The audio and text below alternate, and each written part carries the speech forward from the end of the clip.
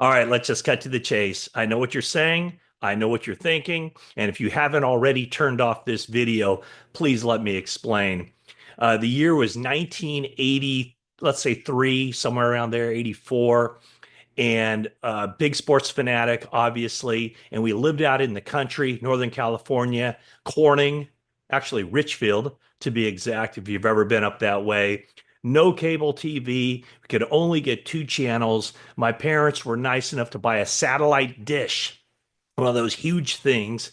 And then I was just flipping around the different satellites. It was one of those huge discs. Do you remember? Dish that would just move and it would make a huge noise. You'd have to WD-40 it to keep it from making that huge noise. And so anytime there was sports on, I was watching it. And I became a fan of UNLV football and basketball as well, but UNLV football because of Randall Cunningham. And so in 1984, when the Philadelphia Eagles drafted, was it 85? 84, 85.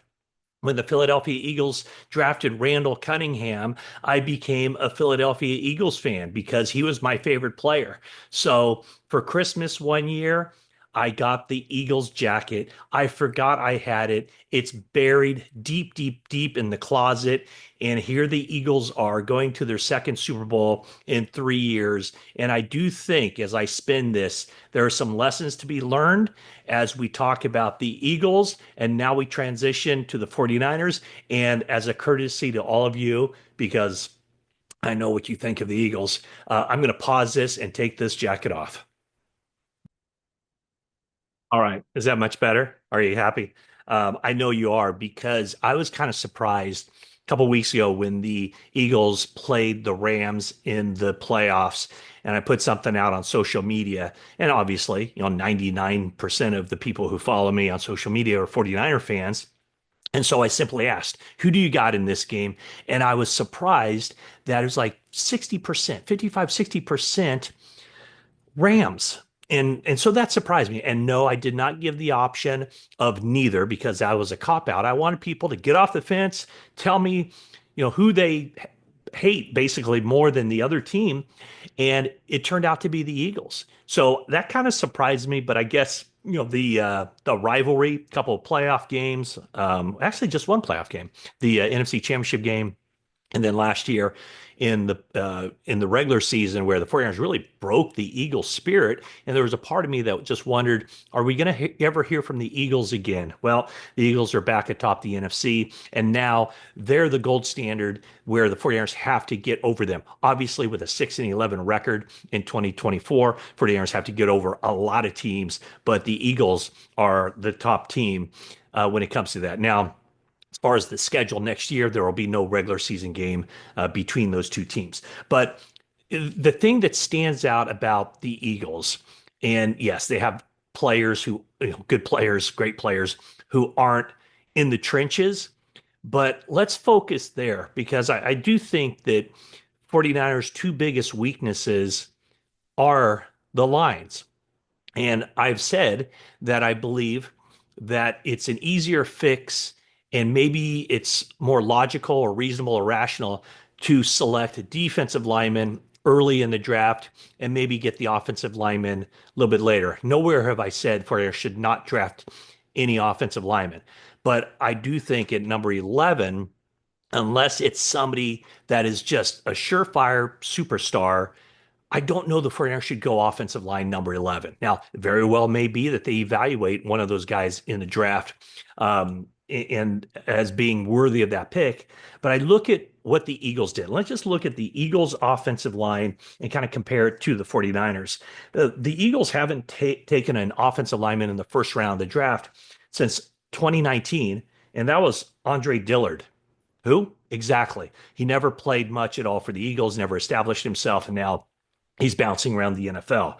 The only other first round draft pick they have on their starting offensive line that they selected was Lane Johnson, and that was 2013, a long, long time ago, 12 years in the NFL for Lane Johnson.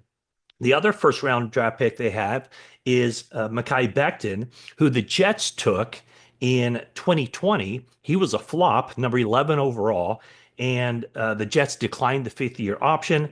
The Eagles signed him to a 1 year contract.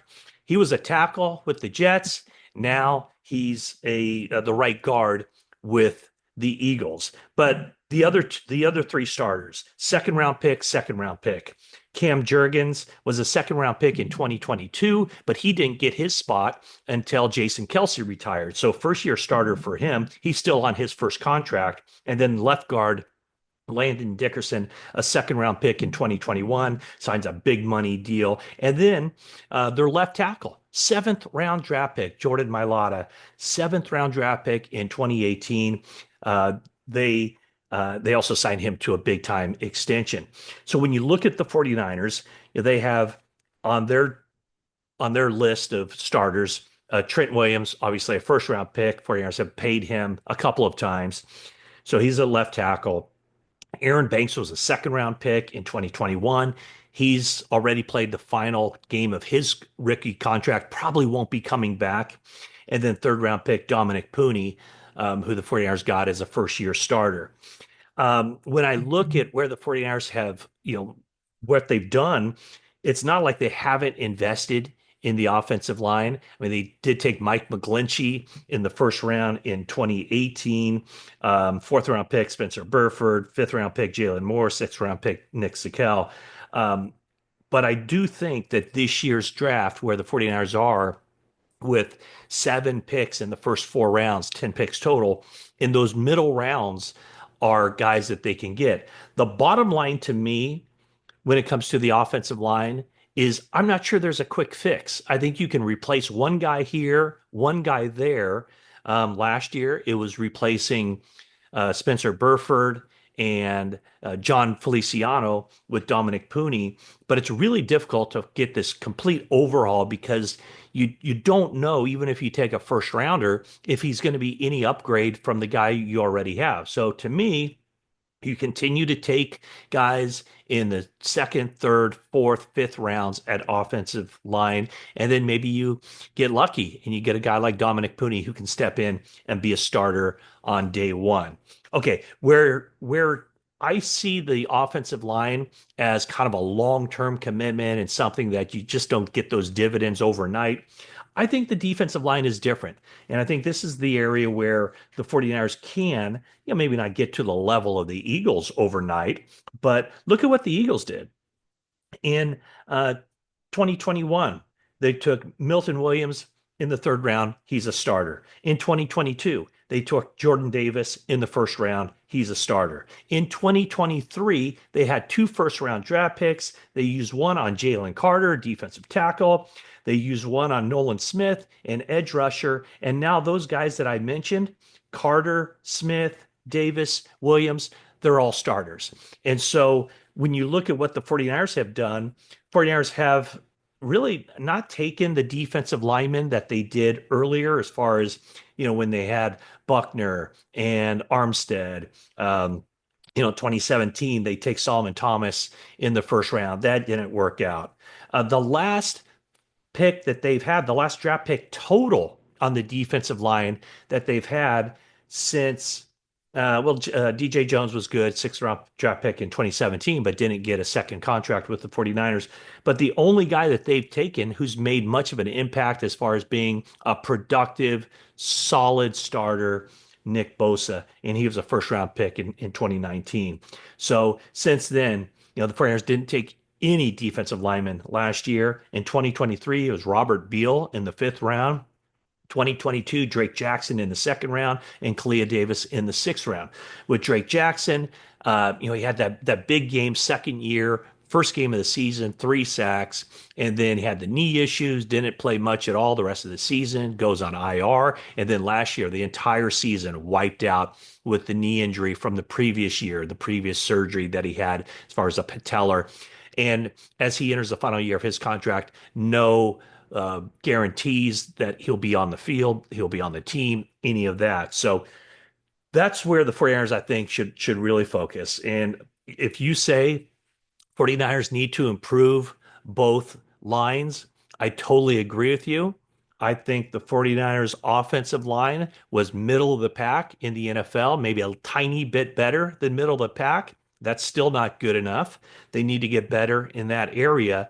It's a matter of just finding the right pieces to fit into what they do as far as the agility, the athleticism, the movement, the hitting a moving target, and all of that. Also takes a lot of smarts, and that's why I think it is going to be difficult for them to say upgrade at center, where Jake Brindle was a guy last season who, according to PFF and maybe the eyeball test too, what was near the very bottom of all centers in the NFL.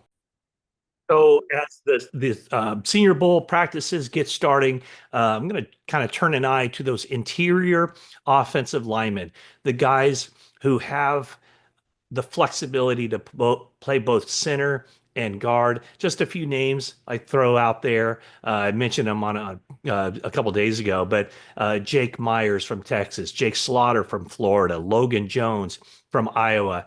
I think instead of looking at number 11, I mean, you know what? Like I said, if the 49ers can find an offensive lineman that they absolutely love, regardless of position, um, then go ahead, take him at 11. I just think that the more solid play, the more safe play is to bolster that defensive line because even if a guy isn't a first year starter, he's still going to find a way into the rotation if he has any kind of skills, any kind of traits that attract the team to him that early in the draft. But yeah, like I said, I don't think this huge quick fix is coming for the offensive line overnight. It can incrementally get better each season as they build more depth and they get guys ramped up to play. But I think the defensive line is a spot where the 49ers can find a lot of good players. And from what I understand in this draft, through the third round, through the fourth round, there still could be some really good defensive linemen available. So that would be my thought on that. The Eagles have certainly improved their defensive line as they phased some of their older guys out, but they brought in a lot of new guys, young guys, and that defensive line is looking good and it's looking good for years to come. Whereas the offensive line, building that thing out is a process that's taken years, and in some cases, like Jordan Mailata, seventh round draft pick, a little bit of luck involved, but also allowing some of the second round picks to grow, wait their turn, and then they step in and they're solid starters. So sorry about the Eagles jacket. I hope that didn't offend you too much. But like I said, I've had it for 40 years, something like that. I know I don't even look that old, but yes, I've had it for 40 years. It was in the back of the closet, and it brought back some good Randall Cunningham memories. If you've made it this far, thanks so much for watching. Please leave a comment, subscribe if you haven't already, and that is it for now.